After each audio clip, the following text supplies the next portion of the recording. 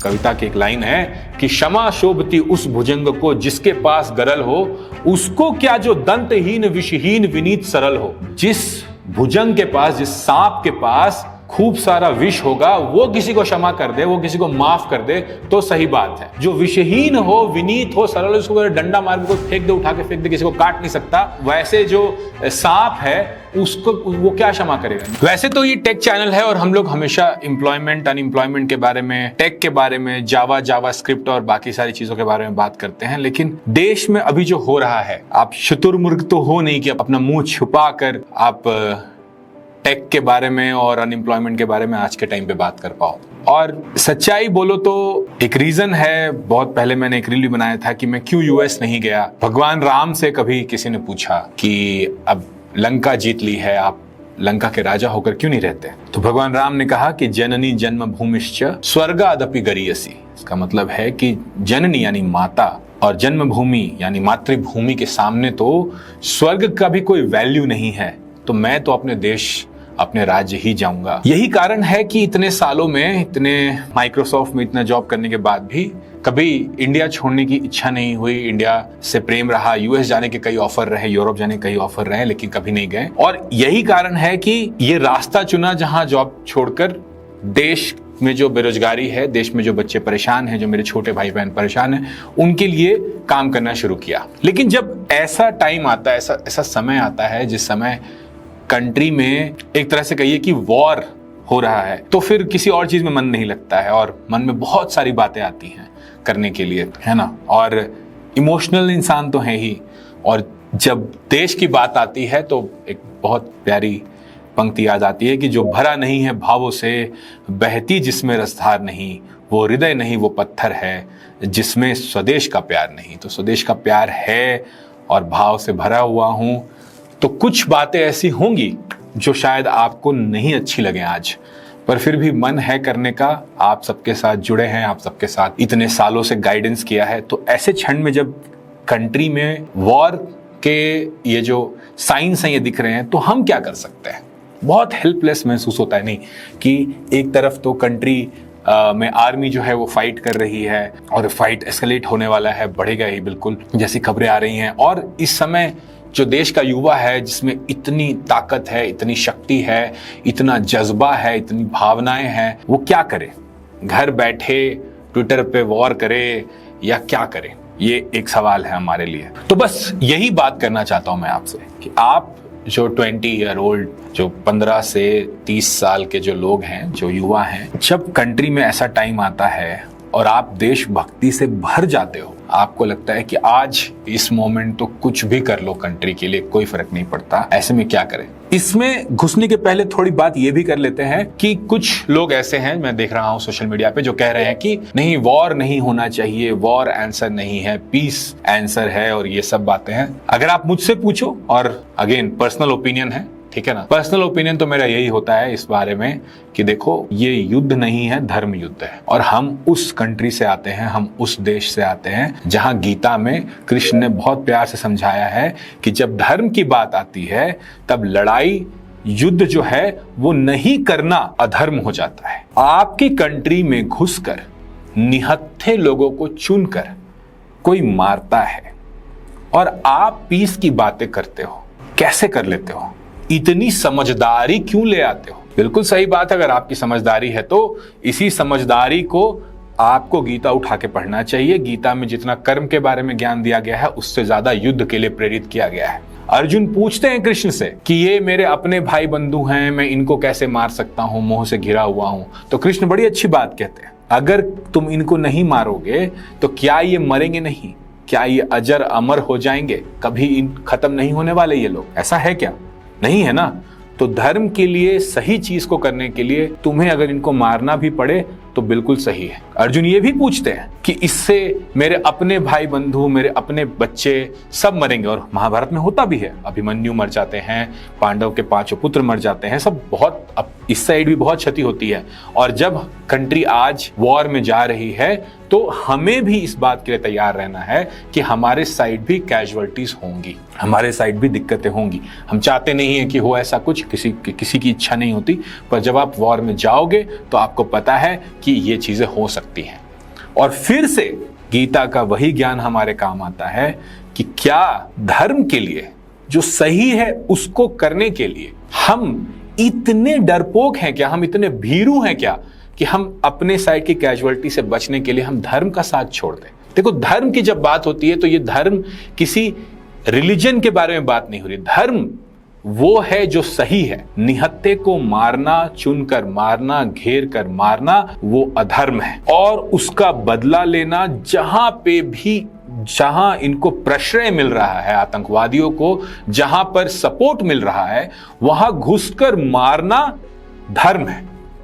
ये बात किसी रिलीजन की नहीं है, ये बात सही और गलत की है। और जो सही के साथ होगा उसकी रक्षा धर्म करेगा। कृष्ण ने गीता में ये कहा है कि धर्मो रक्षति रक्षिता। इसका साफ मतलब यही है कि जो धर्म की रक्षा करता है उसकी रक्षा धर्म करता है। मैं बार बार कह रहा हूं, इस लाइन को, धर्म को हमने कई बार रिलीजन से जोड़ दिया है, बट बात रिलीजन की नहीं, बात धर्म की हो रही है कि सही क्या है और गलत क्या है। तो जो सही है हम सब वो करेंगे, हम सब एक साथ रहेंगे, हम सब एकजुट होकर रहेंगे। और जिन्होंने गलत किया है वी विल इंश्योर कि उनको सजा मिले। अगली बार हमारे देश में ऐसा कुछ करने के पहले उनकी रूह कांप जाए। बिल्कुल। अब वापस आते हैं उस सवाल पे, ठंडे दिमाग से सोचते हैं कि जब ऐसा कुछ होता है कंट्री में और हम देश के युवा हैं, हमारा जो खून खौलता है, तो हम क्या करें। बहुत लोग आपको इस तरह से भटकाना चाहेंगे और कोशिश करेंगे कि आपका ये जो गुस्सा है, आपके अंदर जो ये एंगर है, आप उसको चैनलाइज किया जाए किसी जाति, समुदाय, किसी रिलीजन के अगेंस्ट। वो चाहेंगे कि हम अंदर से बटे, अंदर से खोखले हो जाएं। इससे बचना बहुत जरूरी है। इंडिया एक कंट्री है, भारत एक कंट्री है, हम एक हैं। हम अंदर में लड़ाई नहीं लड़ेंगे, हम अंदर में बटेंगे नहीं, हम अंदर में कटेंगे नहीं, हम एक होकर रहेंगे। चाहे कोई कितनी भी नफरत फैला रहा हो, चाहे कोई, होता क्या है कि किसी लाखों की जनसंख्या में, करोड़ों की जनसंख्या में कोई एक दो फ्रिंज एलिमेंट हर तरफ होते हैं, दोनों तरफ होते हैं, है ना। और जानबूझकर उस वीडियो को उसको और उकसाया जाता है कि और बोलो, अपने मन की भड़ास और निकालो, और फिर उस वीडियो को वायरल करने की पूरी कोशिश की जाती है ताकि हम अंदर में लड़े, अंदर में खत्म हो जाए।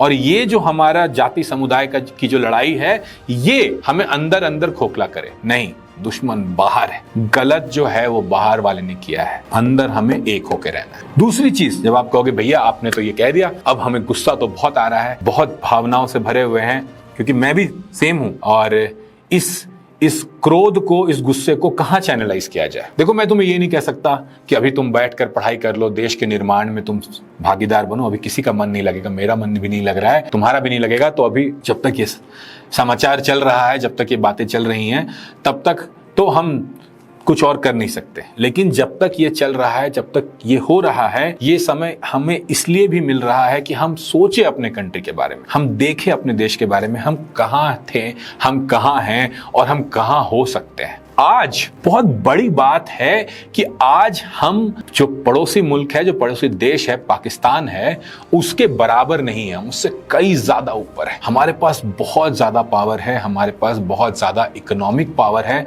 हमारे पास बहुत ज्यादा ग्लोबल पावर है। और वो पावर कहां से आ रही है? वो पावर आ रही है पिछले 30-40 साल से जो आईटी रेवोल्यूशन हुआ है इंडिया में, जो पिछले 2-3 जनरेशन, 10-10 साल के 3 जनरेशन ने जो इतनी मेहनत करी है, इतना पैसा डॉलर से रुपया में इंडिया में खींचा है, जिससे आज हमारे पास बेस्ट हथियार है, बेस्ट आर्मी है, वो सारा का सारा इस मेहनत के टैक्स का पैसा है। हमें प्राउड फील करने का यही टाइम है कि हमने कुछ तो बनाया है, कुछ तो फोड़ा है। ऐसा नहीं है, देखो दुनिया में जो बाकी कंट्रीज आज हमें सपोर्ट कर रही हैं, इसलिए नहीं कि उनके मन में हमारे प्रति बहुत प्रेम है, नहीं, उन्हें पता है कि इंडिया एक ग्लोबल पावर है, एक इकोनॉमिक पावर हाउस है और ये कंट्री आगे बढ़ेगी। हमें इस पे प्राउड होना चाहिए। आज अगर हमने पटक कर मारा है और पटक कर मारेंगे, अभी तो शुरुआत हुई है, तो वो इसलिए कर पाए हैं क्योंकि हम जैसे लोग, मेरे तुम्हारे चाचा, मामा, पापा जैसे लोगों ने बहुत मेहनत करी है पिछले कुछ सालों में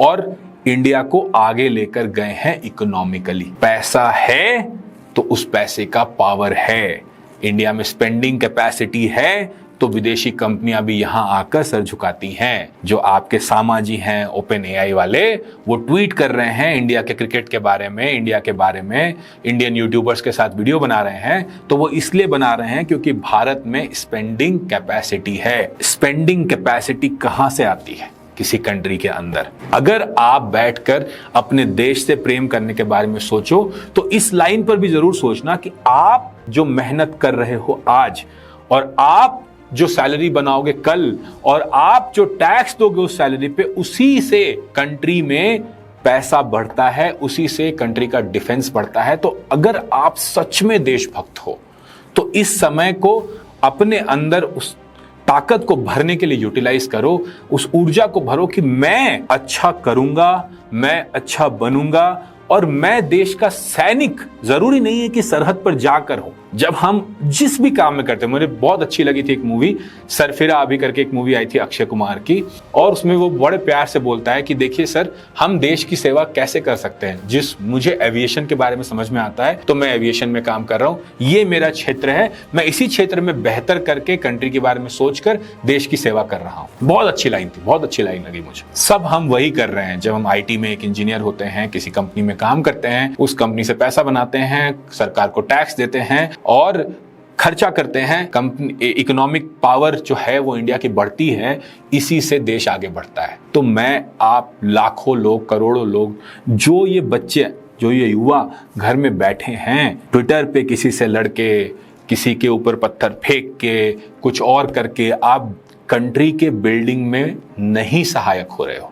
देश के निर्माण में आप सहायक नहीं हो। अगर आपको सहायक होना है तो बस एक चीज करनी है। मैं नहीं कह रहा हूं कि आज से पढ़ो, कल से पढ़ो, परसों से तैयारी करो, नहीं, पर सोचो इस बारे में कि देश का सैनिक कितनी सारी ट्रेनिंग करता है, कितनी मुसीबतों में रहता है, और हम जब बारी आती है बेहतर से बेहतर एम्प्लॉयमेंट के लिए तो हम सोचते हैं कि जो आसानी से मिल जाए, आराम से मिल जाए, वो सही है। नहीं, हमें करनी है मेहनत, और इस टाइम को यूटिलाइज करना है कि हम अपने आप को मोटिवेट कर सके। जब वापस मुड़कर देखे इस समय के ऊपर, देखो अच्छा हो या बुरा, समय तो पार हो जाता है। जब वापस मुड़ के इस समय के ऊपर देखें तो हमें ध्यान आए कि हम उस दिन, उस समय मोटिवेट हुए थे, और हमने अपने आप से वादा किया था कि जितनी हमारी ताकत है, जितना हमारा बूता है, जितना हमारे अंदर है, पॉसिबल है, हम उतना ज्यादा देश की सेवा करेंगे, और बहुत आसान तरीके से देश की सेवा करेंगे कि हम खुद बहुत मेहनत करेंगे, बेहतर से बेहतर काम करेंगे।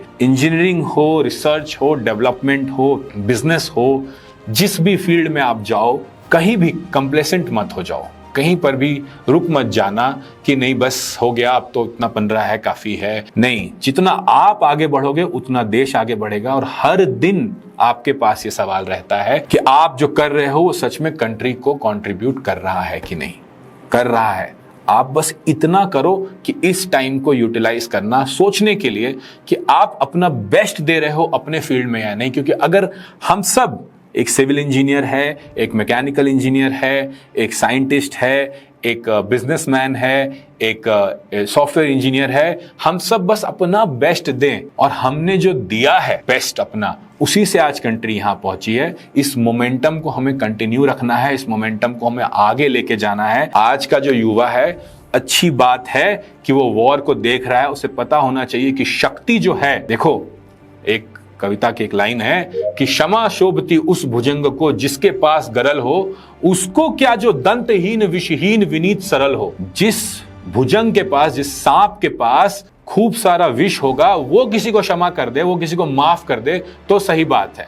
जो विषहीन हो, विनीत हो, सरल, उसको डंडा मार के कोई फेंक दे, उठा के फेंक दे, किसी को काट नहीं सकता। वैसे जो सांप है उसको वो क्या क्षमा करेगा? नहीं, हम पावरफुल हैं। जब कोई हम पर चढ़ेगा हम उसको पीटेंगे, उसको पटकेंगे, फिर भले छोड़ देंगे कि जा, माफ किया तुझे, छोड़ दिया। लेकिन हमारे पास शक्ति होनी चाहिए, और देश का हर नागरिक उस शक्ति में कॉन्ट्रीब्यूटर है, उस शक्ति में सहायक है। हम जब अपना काम सही से करते हैं, हम जब मेहनत करते हैं, हम जब कंप्लेसेंट नहीं होते हैं, और हम जब खुद को पुश करते हैं हर दिन कि हम बेहतर इकोनॉमिक एक्टिविटी कर सके, तो हम देश को आगे लेकर जाते हैं। तो इस वॉर से, इस टाइम से ये बात समझ लेना कि देश की शक्ति तुम्हारे मेहनत से बढ़ती है। काफी लंबा बोल दिया मैंने। अगर आपको लगे कि इससे आपको कोई दिशा मिली है तो बढ़िया है, नहीं मिली है दिशा तो भी जिस तरफ आपको लोग भटकाने की कोशिश कर रहे हैं उस तरफ तो मत ही भटकना, वो चीज तो गलत हो जाएगी। अगर देश में कहते हैं ना कि अगर पॉजिटिवली कंट्रीब्यूट नहीं कर पा रहे हो तो नेगेटिवली देश की आंतरिक शांति को भंग करने के लिए नेगेटिवली तो कंट्रीब्यूट मत ही करना। गुस्सा है, तकलीफ है, अभी जब इंडिया में और कुछ होगा तो और तकलीफ होगी, और जोश होगा, और जज्बा होगा, सब कुछ होगा। देयर विल बी, मतलब इतने इमोशंस आएंगे आपके, इतने इमोशंस मेरे खुद आ रहे हैं, पर उस समय भी ये सोचना, हमेशा ये सोचना कि पहले देश है, बाद में हम हैं, और अगर हम देश के लिए सही नहीं कर रहे हैं तो कम से कम गलत तो ना करें। मैं बस आपसे एक बात कहूंगा कि जरूर से अभी के टाइम पर आपके जो विचार हैं, जो आपके अंदर जो देशभक्ति है, जैसे अभी जो मैं ये वीडियो रिकॉर्ड कर रहा हूं, आप प्लीज उसको लिखिए, रिकॉर्ड कीजिए, पोस्ट कीजिए, अपने पास लिख के रखिए, खुद को एक पत्र लिखिए, कुछ भी कीजिए, लेकिन इस विचार को, इस देशभक्ति की भावना को, इस शक्ति बनाने की, शक्ति संचय की भावना को जरूर से रिकॉर्ड कीजिए, ताकि जब आप किसी भी दिन डाउन हो, आप देखो कि आप जो कर रहे हो सिर्फ अपने लिए नहीं, सिर्फ अपने परिवार के लिए नहीं, आप जो कर रहे हो इस देश के लिए कर रहे हो, इस राष्ट्र के लिए कर रहे हो। और बस इतना ही, इससे ज्यादा मेरे अंदर कुछ और बोलने को है नहीं। जय हिंद, जय भारत।